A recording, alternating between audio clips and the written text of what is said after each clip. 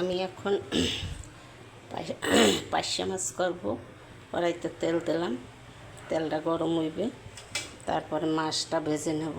নিয়ে কালো জিরে দিয়ে আমি পার্শে মাছের হালকা ঝোল করব।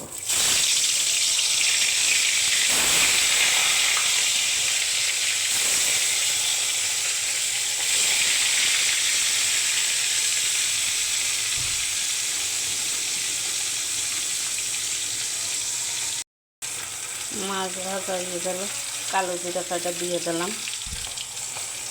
কাঁচা লঙ্কাটা দিয়ে দিলাম, আর মাছ কাটাও দিয়ে দিলাম।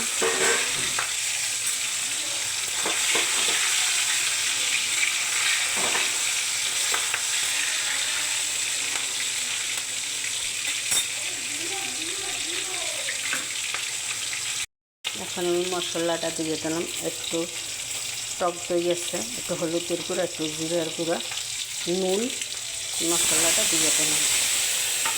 মশলাটা দিয়ে কষাইয়ে নেব, তারপর পরিমাণ মতন জল দেব।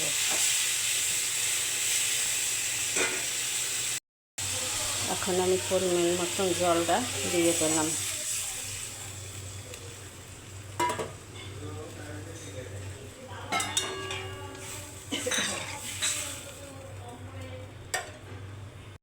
মাছের ঝোলটা হয়ে গেল।